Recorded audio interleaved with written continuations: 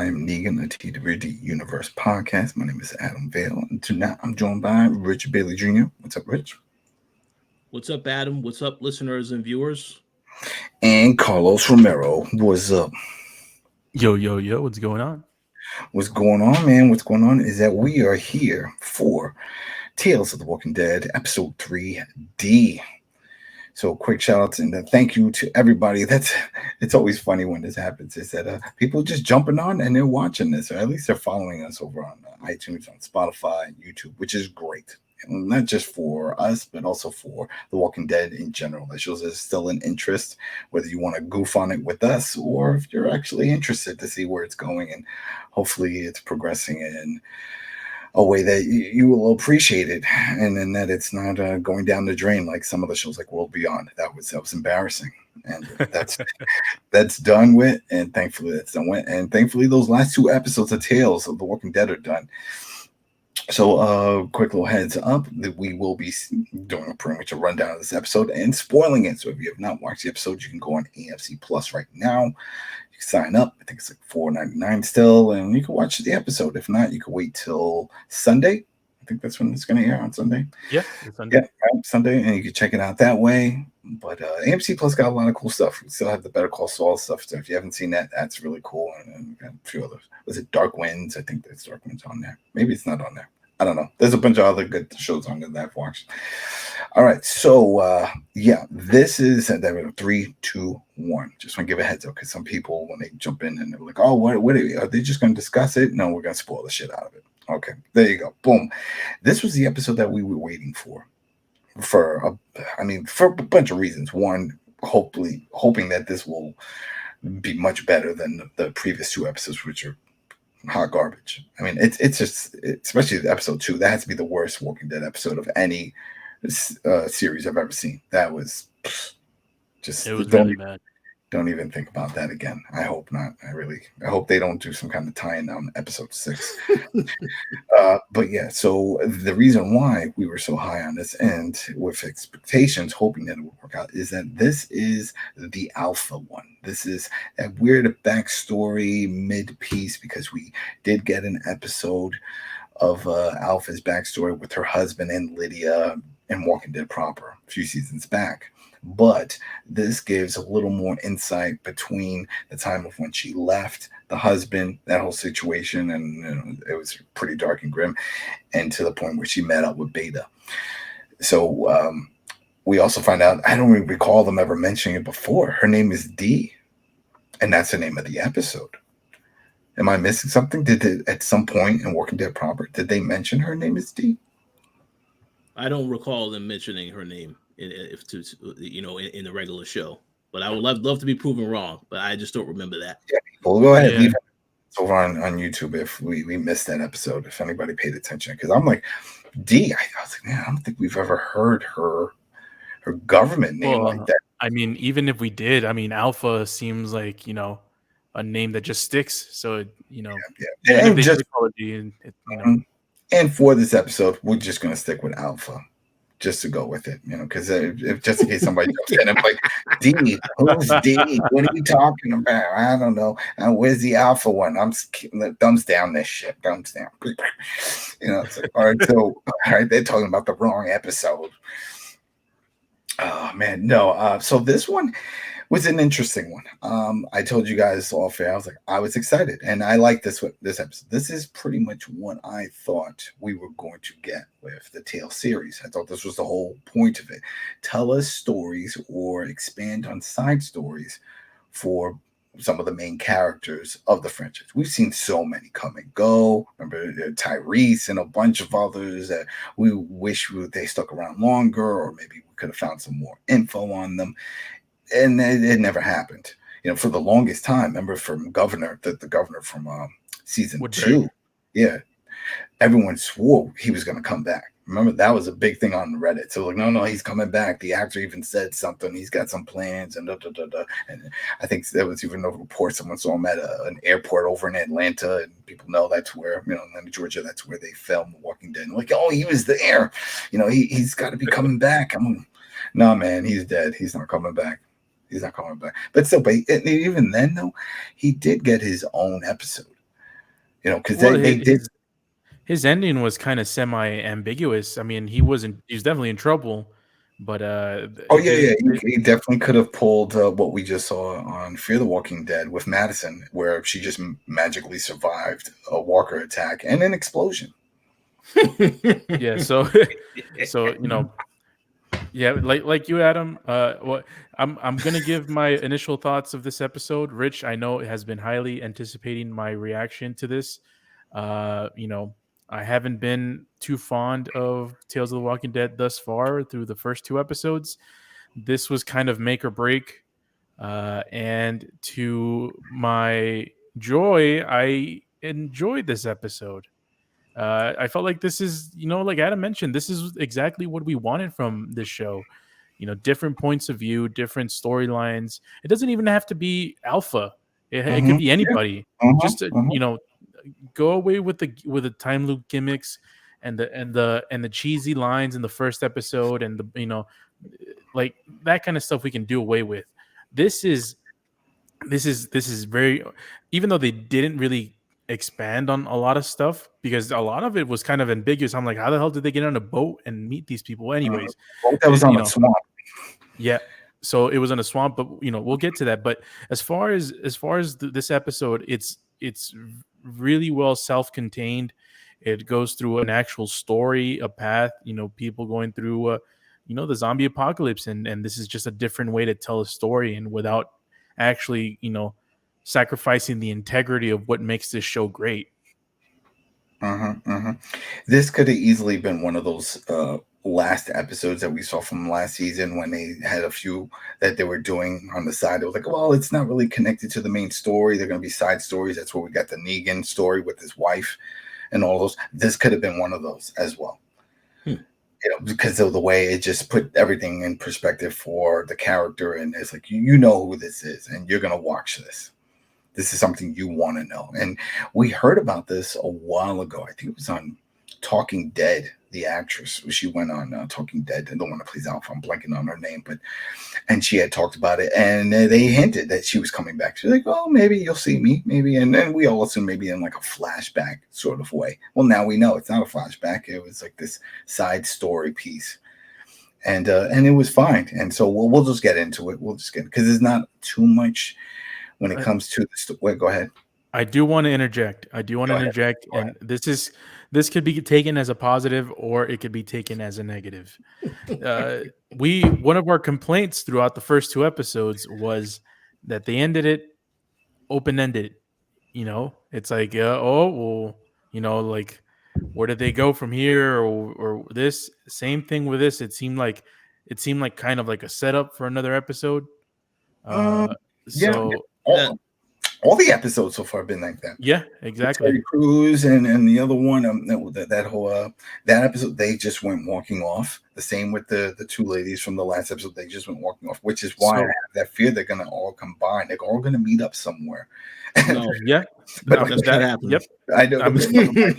Well, I hope that doesn't happen. Remember what I said? My theory was if they did all meet up, and now that we see that where Alpha is that they all become members of the Whispers.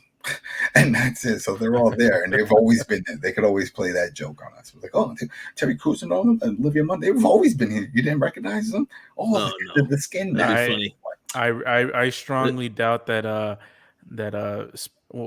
that ultra spiritual Olivia Munn character is going to be part of the Whispers. Yeah.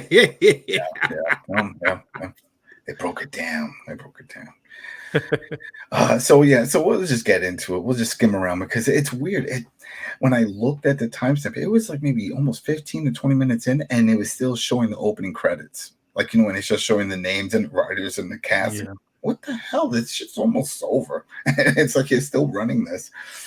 But overall, it's what we wanted. This is the story of Dee and Lydia. We see that they are on, which reminds me of one of those party boat type situation. I don't want to say a casino boat, but it definitely has rooms, because they said that there's cabins and people who were sleeping in the cabins. There's only a certain amount of those.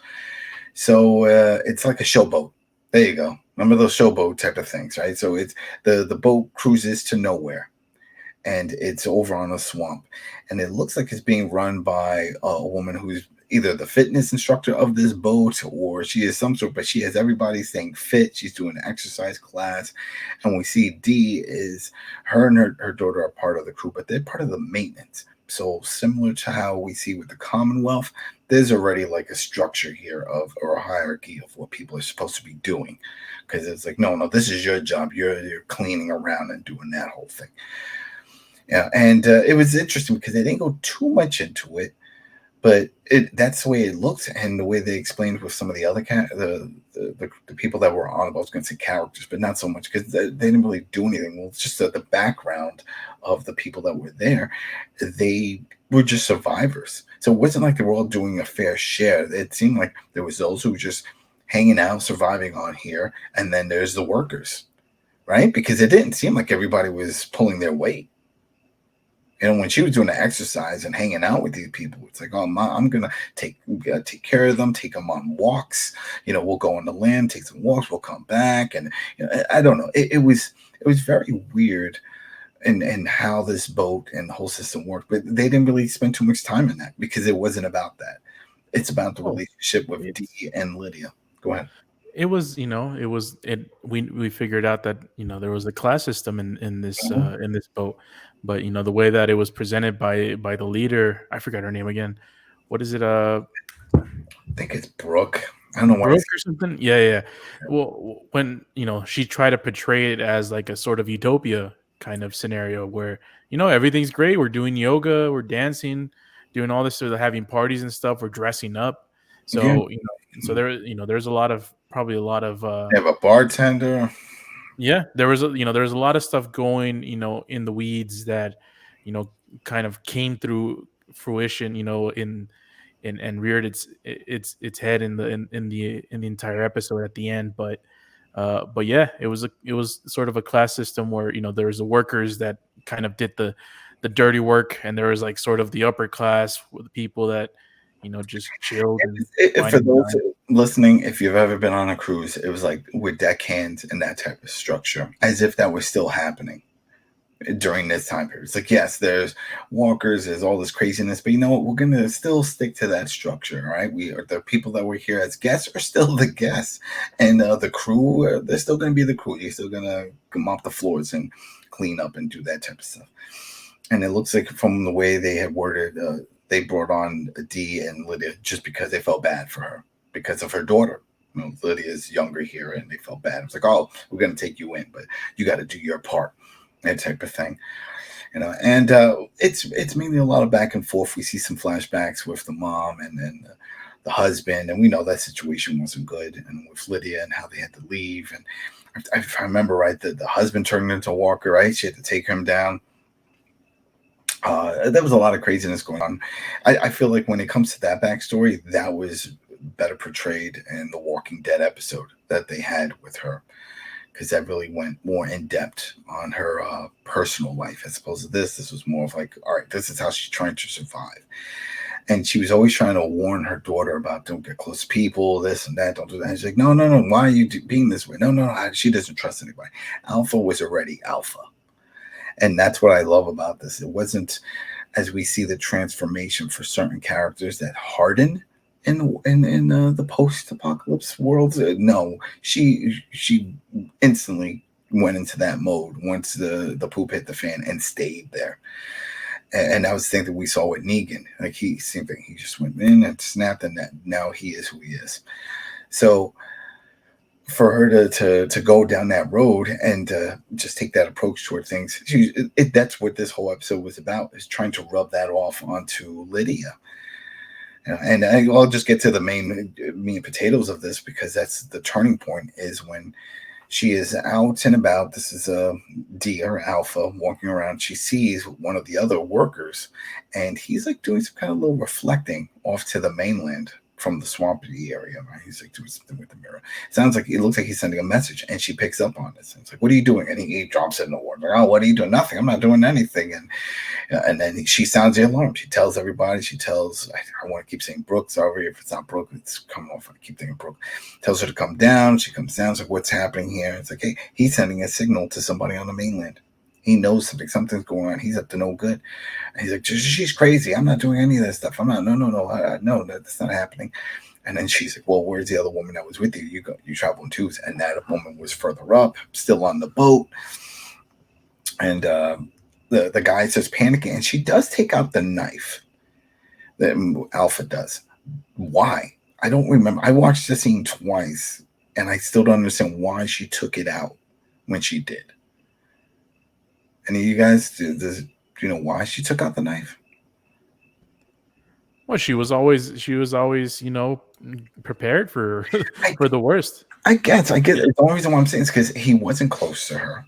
They were good, 10, 15 feet apart. And if anyone, it should be Brooke, who's standing next to Alpha, who should be paranoid because she's next to her with the knife. But she takes out this knife, and the guy overreacts. He's like, oh, no, she's going to stab me. Oh, no. And he jumps off the boat.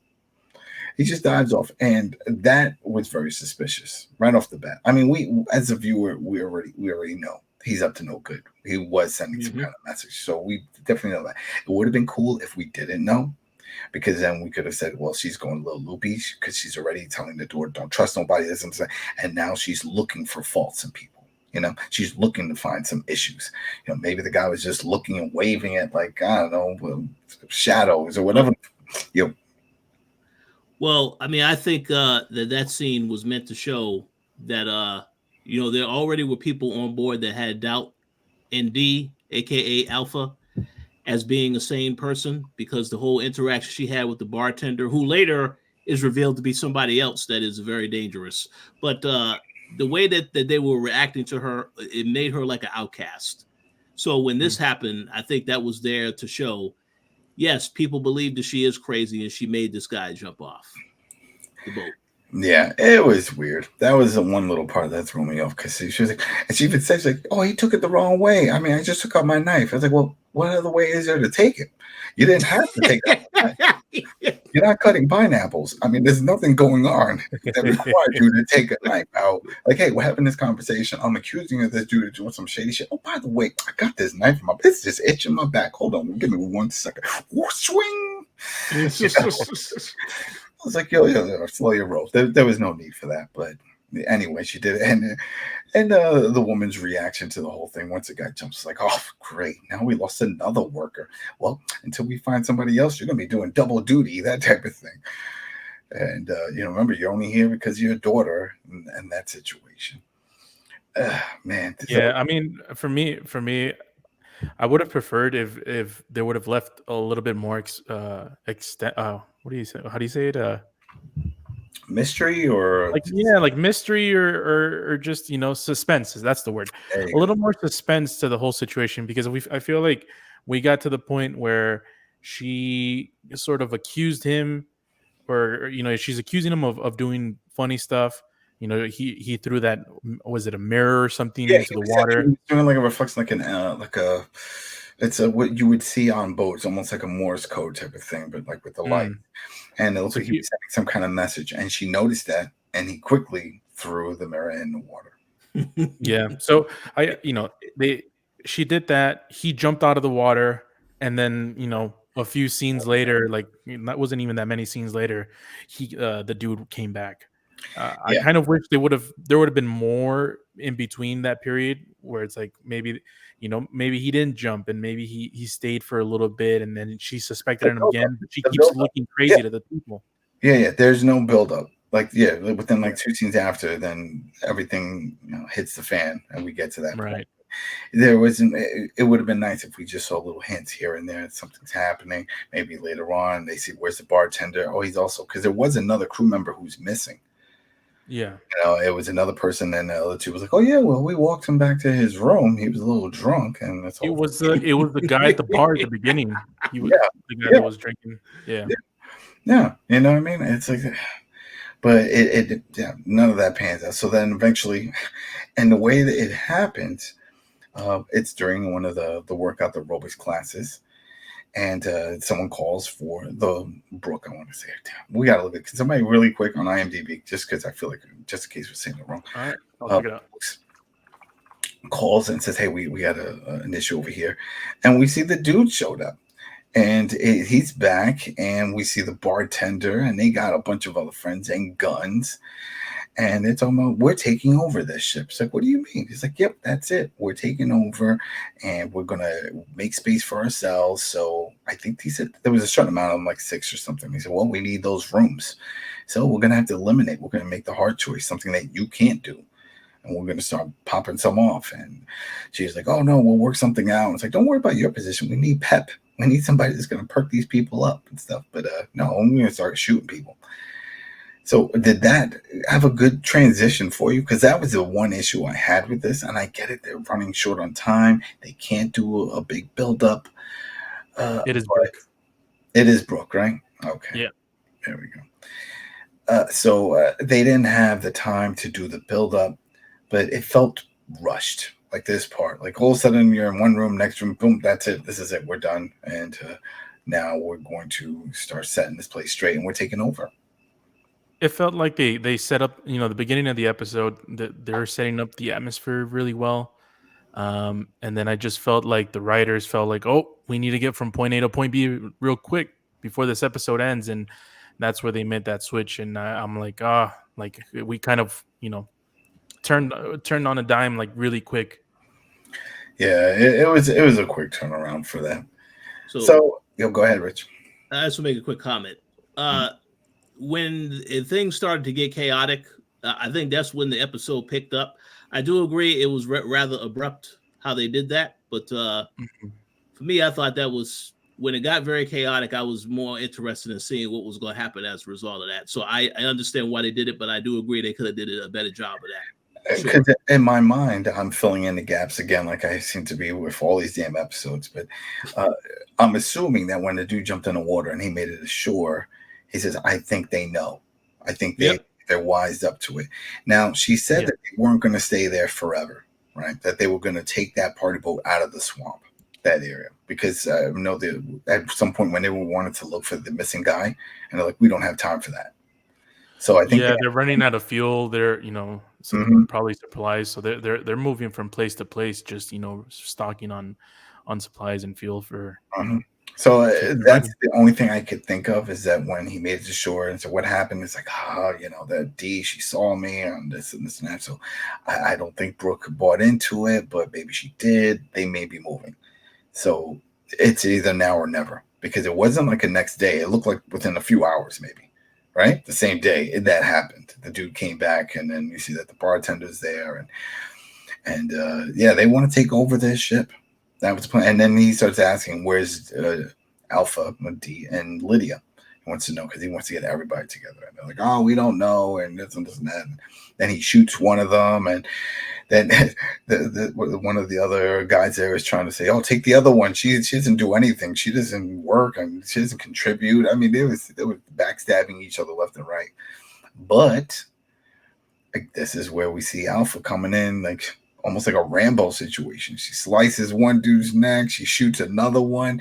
Then the rest of the crew that were part of Brooke's original crew, they start fighting back, and all hell breaks loose.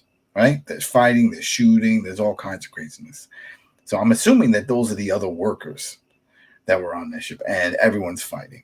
And she doesn't, and Dee doesn't stick around to help and try to say, "Hey, Brooke, don't worry, we got it." No. She don't like Brooke either, so she just grabs the door. "Come on, we're going." And the last thing we've seen from that area is that they're in like a rowboat, and so keep your head down. Here we go.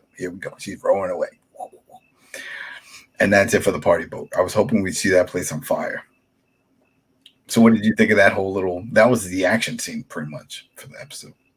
Yeah, it's like I mentioned earlier. It's like that's how we knew there wasn't a good foundation on this group, because as soon as they're put into to turn on each other, they're quick to blame each other and get rid of them. Essentially making sure they die.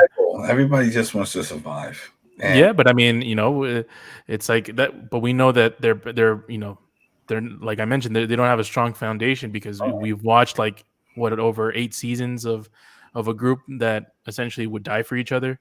So it's different circumstances for different people. I wish we could have seen more of the action, personally. we got the cool alpha kill, and she shot someone. I don't know if she she took him out. She sliced a dude. She grabbed this gun. She took out another dude, and then everybody else that was there started fighting to help take over the ship or to regain control of the ship, I should say. And she was like, "I'm not sticking around." And as viewers, we also didn't stick around because we were just with her.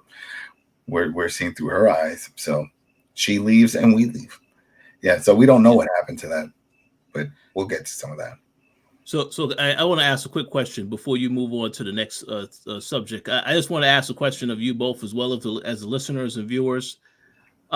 Did you understand the struggles that D, aka Alpha, had in this episode, and how she looked at Brooke as, well, this is I don't know. See, I'm a little confused about this. Is why I want to ask the question. Did she kind of look at Brooke as a good role model to lead and help her daughter to, because it kind of feels like that's how the vibe was that they had. Like she had high expectations that Brooke was going to do right by her daughter and make sure that they were safe. And then when all hell breaks loose, then she turns on her as well. So I just wanted to know what y'all thought about that, because I was trying to think about that in my head as I was watching it. I don't think she saw her as someone that Lydia can look up to. It's more of like, this is the person in charge. Yeah. And we're just going to go along with this because this is the right time and place for us right now. Like, this is our situation. So we'll just play by the rules. And which is why she wanted to help when she saw the dude who was doing the message, sending out that little light message. So that way it's like, hey, look, I'm helping.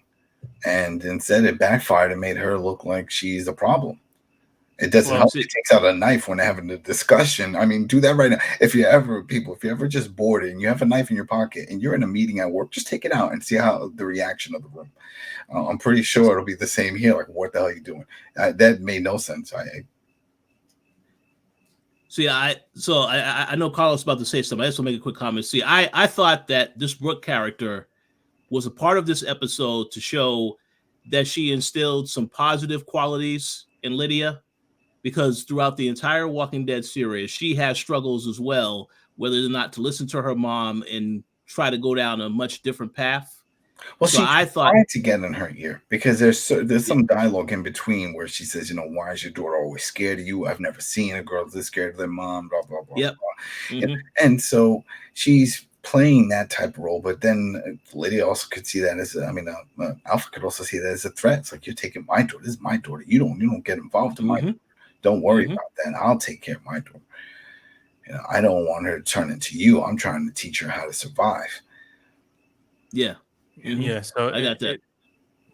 To me, it just seemed like, Alpha was just finding a way to survive, and the best way she found it was through these people. But obviously, being quote unquote an alpha made her realize that they really don't have the best leader, even though she still respected the hierarchy, because I'm guessing that they're the ones that took them in.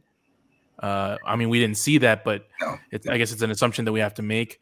And yeah, so with every day that passed by, every second that she became part of this group, she voiced her opinions on what she thought about Brooke as a leader. And obviously, Brooke didn't hold back, telling Alpha that she was a shitty mom to Lydia because she was afraid. So that's where they butt heads. Yep. And I'm trying to remember. God damn, I'm blanking on the face. There was when she gets to the mainland, when Alpha and Lydia get to mainland, they do come across one of the other.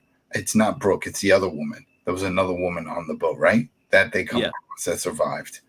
But she doesn't survive for long because then they encounter walkers and. Yep, that was excellent. Yes, the brutality of killing the walkers. Mm-hmm. Yes, the blood everywhere. Blood everywhere. Lydia hiding and the whole thing, and that scared. And it was a pretty long scene. They were really going into it, so that was pretty cool. But the rest of the episode turned into like, I'm going to teach you how to survive type of deal. So we see that they're walking in the woods, and Alpha's trying to explain to Lydia the survival approach and what they have to do, and Lydia's still fighting it. She's still like, no, I don't like this. I don't like the way you're doing things. that part sort of threw me off because like you just saw what happened on this boat and you see what's happening now. You see the world you live in. Is this the time you want to rebel? Where are you going to go? What are you going to do? You're pushing away from your mom right now. I mean, it doesn't, unless you have an option. You know, most people be like, Mom, I'm going to live with dad. Well, you know, that's not going to happen.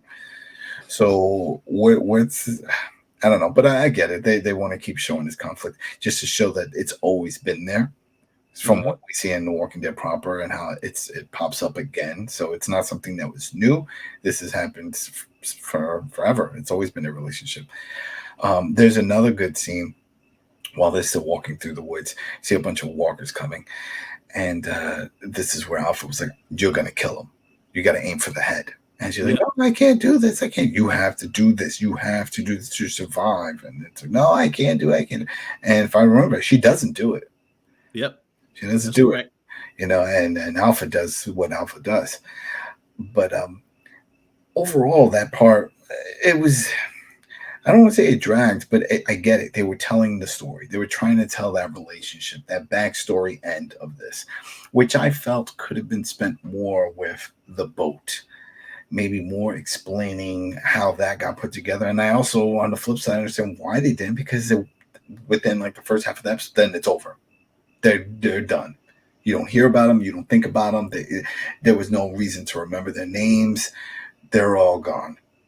That was just one of the crew. It would have been great if, because we hear a little narration going on from Alpha every once in a while, where it's like her talking to herself. And it's like, it would have been great if she would have said, and this was the 6th or this was the 5th group that we found ourselves with. You know what I mean? Like she's always coming across, and this is just one of those groups. And this is their tale. Their tale there. So, but that didn't happen. But this is it. This is where we get to the good part. Now, all right, so for people watching, or people that have watched this episode, go ahead, leave your comments if you saw this. But when it started out, I was like, all right, I see the boat, I see all these people, and they're pretty passive, and they're like going along with what Brooke's doing. And then, of course, the shooting happens. And the first thing I thought was like, oh, these are the Whisperers. This is how Alpha built that group. She took control of the situation. She took out the threats. She proved that she is the Alpha and that they need to follow her. And then we're going to take it from there. But that didn't happen. We didn't get that. Instead, we get something that was very unexpected. I'm sorry, people. I'm sure there's a lot of fans out there. I'm like, I see this coming. Nobody saw this part coming. And this was a shocker for me. Is that while they're there, they're sleeping out in the woods, and then you hear talking. I heard it, right? We hear it. So Lydia's like, I hear it. And it's like, no, there's nothing in the woods. Right? You hear it. And oh, there's nothing there. There's nothing there. What? Stop it, girl. There's nothing there. Nothing. No, you have to hear, Mama. The whole big thing. And then you hear whispers. They were saying it, and then don't worry, baby. Yeah, don't worry.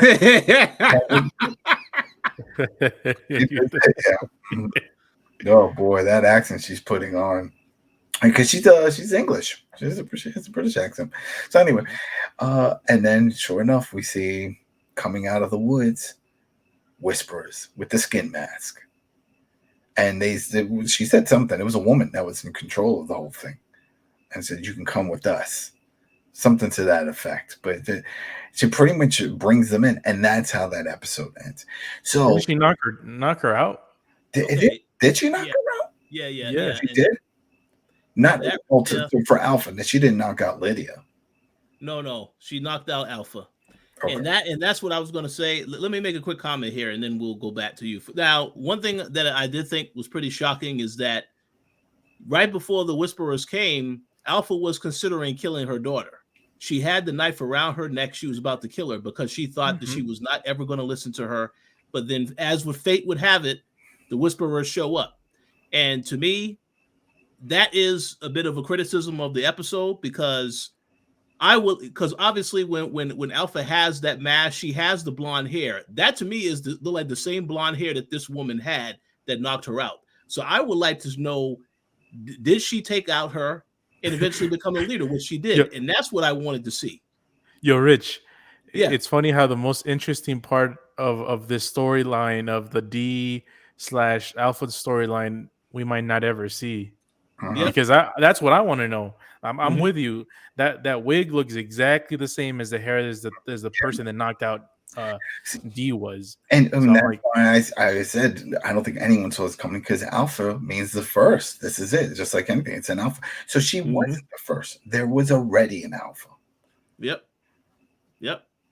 And this tells a different story, because from what I don't think we've ever, even when they came up with the Alpha story, I think she just found a bunch of survivors and just figured out a way to survive. And then they realized if they had the skin, if they walked, if they smelled like them, then they can get through. But she made it seem like she came up with that. Clearly, she did not. Yep.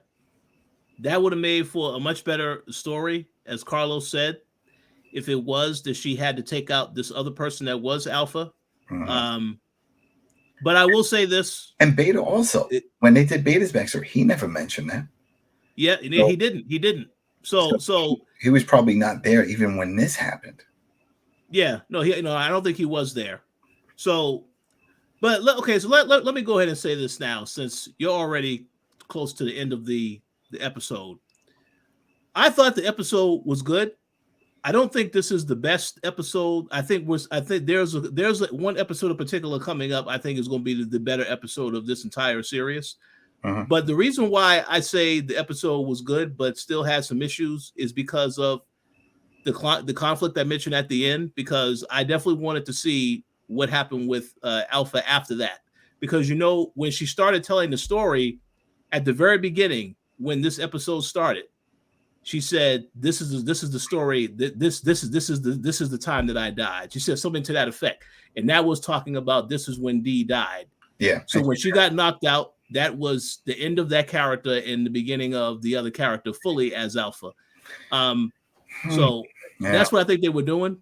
But one other quick point I will also add is what I mentioned earlier, that clearly she was a bit of an outcast on that ship. They should have at least showed one flashback to explain why she was that way. We know, as people who have watched the show, she killed her husband and then all the traumatic stuff that she went through in that show.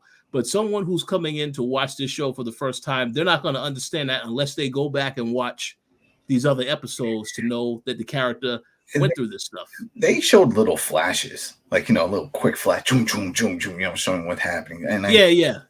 To fill in the gap for people. I was like, hey, just know her backstory was pretty bad.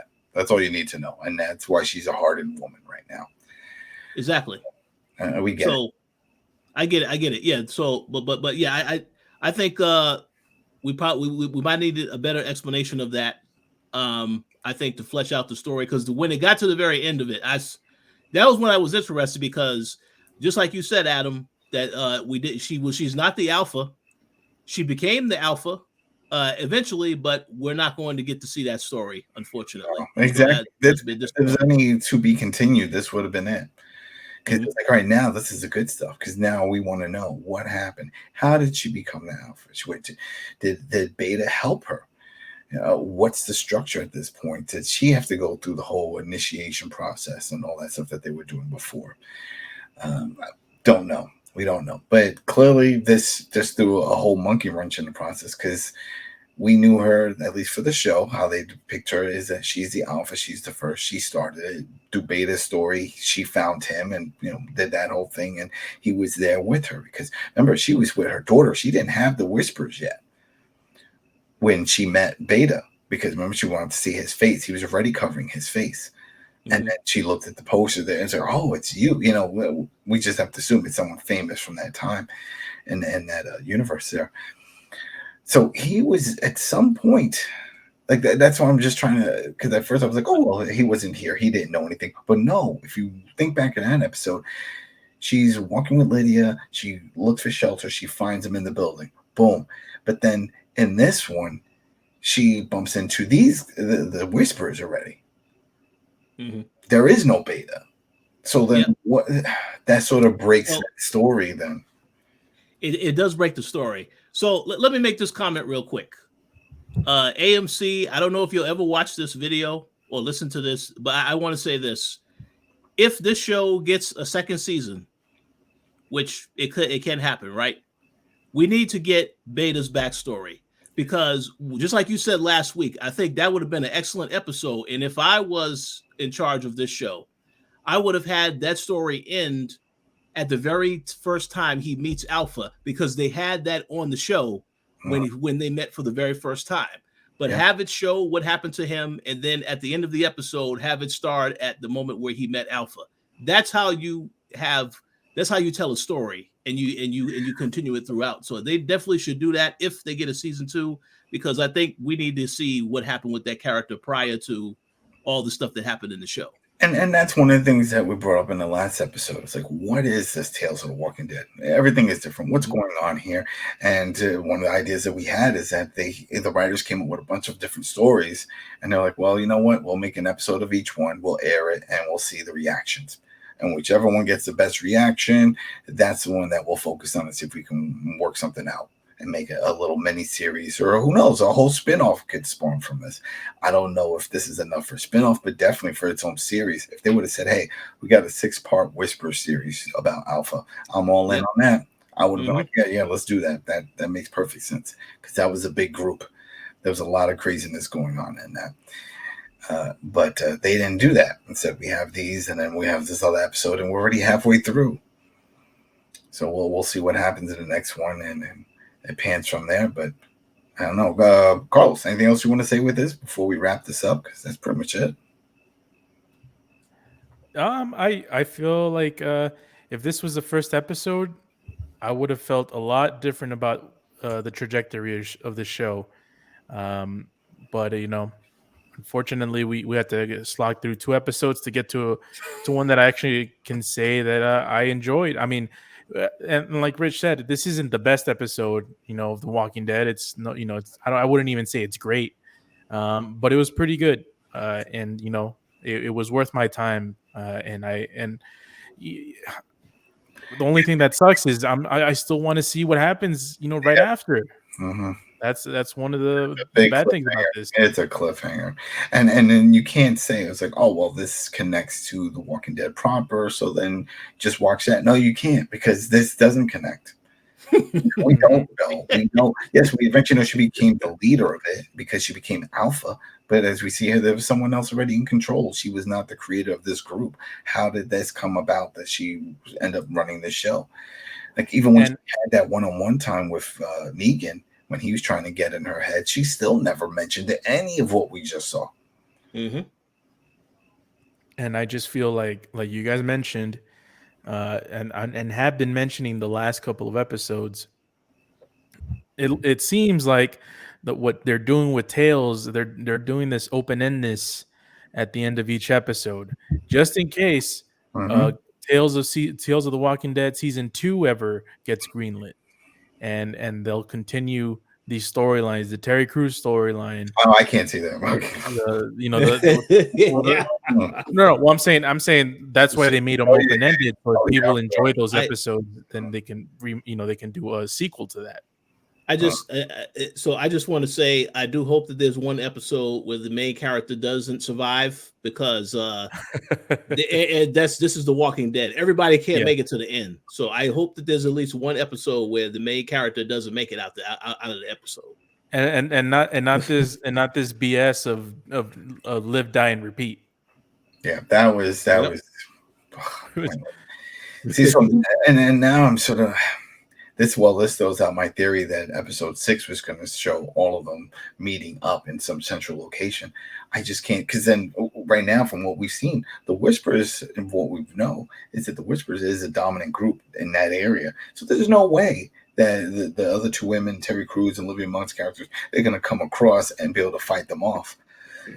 Not happening. And if they don't join, then what? So I don't think we're going to see all of them linked together in the final episode. I don't think it's going to be one of those. I think we see them walk off into the sunset, and that's it. You want more of it? Then write them some letters and put those views in, and maybe they'll bring them back for some more spin-offs. But I don't see the quality there. Like, even with the Whispers, this would have been great, not for a whole new show, but at least for a miniseries, 6-part series. I would love to see that. Yep. Just go more in depth on that whole situation.